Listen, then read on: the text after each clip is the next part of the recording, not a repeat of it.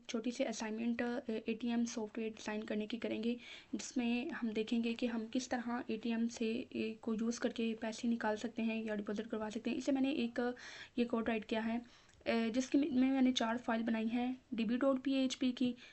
ये मेरी first file है login.php की, चेक अंडरस्कोर लॉगिन और withdraw.php की। db.php ये फाइल क्या करती है कि हमारी जो कनेक्शन है, मतलब php का फ्रंट एंड का बैकएंड से कनेक्ट करती है। ये फाइल डेटाबेस को मतलब हमारे php के कोड के साथ कनेक्ट करेगी।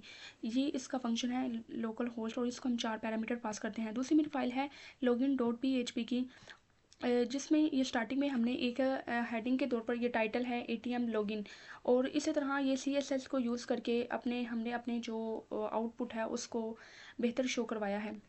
ये हमारी सीएसएस का सारा कोड है।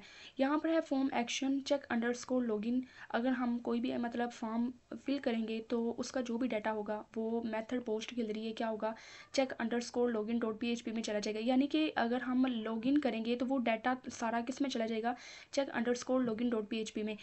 इसके लिए मैंने जो डाटाबेस को हमने कनेक्ट किया है, यहाँ पर हम देखते हैं, ये मैंने यहाँ पर एक डाटाबेस बनाई है। डेटाबेस है एटीएम अंडरस्कोर सिस्टम। ये मेरी एक डेटाबेस है जिसमें मैंने टेबल बनाया है यूज़र्स का, और इसको मैंने मतलब के 4 कॉलम पास किए हैं, ID, card number, pin, balance.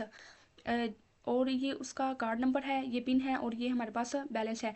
अगर तो यूज़र का मतलब कि डाटा एंटर है डेटाबेस में, तो तब ही वो यूज़र लॉगिन होकर अपने पैसे को निकाल सकता है, मीन्स के विदड्रॉ कर सकता है। यहाँ पर इसकी आउटपुट को भी हम देख लेते हैं। ठीक है, ये देखें, यहाँ पर मुझे मतलब कि मेरे डेटाबेस में उन्होंने कहा कि एंटर कार्ड नंबर, तो मैंने पहले ये देखा,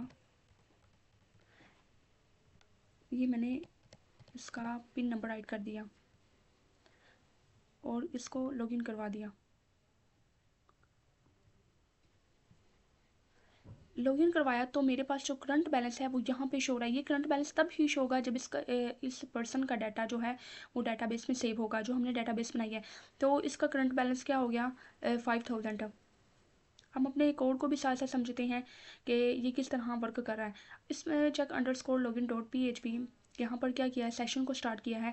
तो ये सेशन अंडरस्कोर स्टार्ट फंक्शन इसलिए यूज़ किया है ताकि हम यहाँ पर जब आए हैं तो हम इस मतलब कि चेक अंडरस्कोर को पता हो, इस फाइल को पता हो कि ये पर्सन पहले भी लॉगिन है, मतलब ये पहले से लॉगिन है। और ये क्या करेगा कि ये लॉगिन डॉट पीएचपी से वैल्यू लेकर आएगा और डॉलर कोड में इसको सेव करवा देगा। तो अगर तो हमारे पास ये क्यूरी क्या करेगी, select static from user, means के यूज़र के अंदर जो भी डाटा है उसको करेगी वेयर कार्ड नंबर, जहाँ पर कार्ड और पिन हमारे पास ये है। ये क्यूरी क्या करेगी कि अगर तो हमारे पास कार्ड और इंटर नंबर सेम डेटाबेस में मौजूद है, तो ये वो चेक करेगी कि आया कि वो कार्ड नंबर और पिन नंबर सेम है कि नहीं। और इसके बाद हमने इसकी लोकेशन क्या कर दी है with draw dot P H P के, और एल्स इनवैलिड कार्ड नंबर। अगर तो हमारे पास वो डेटाबेस में नहीं मौजूद उसका डाटा यूज़र्स का, तो क्या होगा कि इनवैलिड कार्ड नंबर और पिन नंबर का हमारे पास एक मैसेज आ जाएगा। और इस तरह एक फोर्थ फाइल बनाई है with draw dot P H P की, जिसमें हमने कुछ सी एस एस को यूज़ किया है अपने इस चीज़ को आउटपुट को दिखाने के लिए, डिफरेंट कलर के स्टाइल के साथ दिखाने के लिए। सेशन अंडरस्कोर स्टार्ट ये क्या करेगा, सेशन को स्टार्ट करेगा, जिसमें हमने ये फाइल क्या किया है, ये फाइल इंक्लूड कर दिया, मीन्स के D B dot P H P में जो भी डाटा होगा वो इस फाइल में भी मौजूद होगा। ठीक है। और यहाँ पर उन्होंने मतलब इस फाइल में उन्होंने हमें ये बताया है कि अगर तो हमारे पास हम उसमें बैलेंस रखते हैं और उससे अगर कुछ बैलेंस निकालते हैं तो हमें मैसेज आ जाए, यहाँ पर हम निकाल के भी देख सकते हैं। मैं फॉर एग्जांपल यहाँ पर 2000 विद ड्रा करती हूँ, तो मेरे पास यहाँ पे आ जाएगा ट्रांजैक्शन कंप्लीट सक्सेसफुल, मीन्स कि आपके बाकी जो करंट बैलेंस है वो 3000 रह गया। तो यही ये कोड यही हमें समझाना चाह रहा है कि अगर हमने पैसे को विदड्रा किया है तो उसका करंट बैलेंस शो हो जाए, और अगर उसका सारा बैलेंस मीन्स के 5000 है और 5000 हमने निकाल लिया है, तो वो हमें कह दे इनसफिशेंट बैलेंस है, तो वो हमें इको का मैसेज दे दे कि आपका बैलेंस इनसफिशेंट है। ये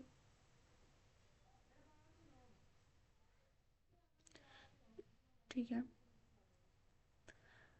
इस फाइल को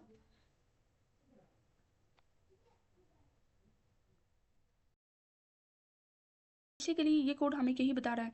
इसी तरह अब हमारा करंट बैलेंस शो हो गया है। अगर तो मतलब इसमें 5000 थे, 3000 को मैंने निकाल दिया और मेरा करंट बैलेंस 3000 रह गया, और इसमें अब 2000 मैं दोबारा फिर से निकालती हूँ, तो मेरे पास क्या आ जाएगा कि ट्रांजैक्शन कंप्लीट सक्सेसफुली, आपका बैलेंस क्या रह गया है 1000। तो अगर मैं उस 1000 को भी निकाल लूँ यहाँ से, तो क्या करंट बैलेंस ज़ीरो होगा। इसके बाद अगर अब मैं कोई भी अमाउंट निकालने की कोशिश करूँगी, तो मुझे यहाँ पर शो हो जाएगा कि इनसफिशिएंट बैलेंस, मीन्स का आपका बैलेंस कम है।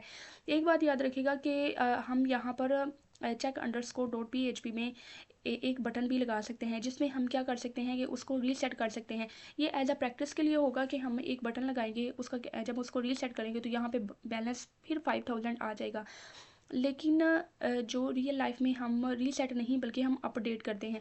मीन्स कि अगर तो वो पर्सन बैलेंस को दिखवाएगा बैंक में तो वो अपडेट होगा, अगर वो निकालेगा तो विदड्रा करके निकालेगा तो उसका करंट बैलेंस शो होगा।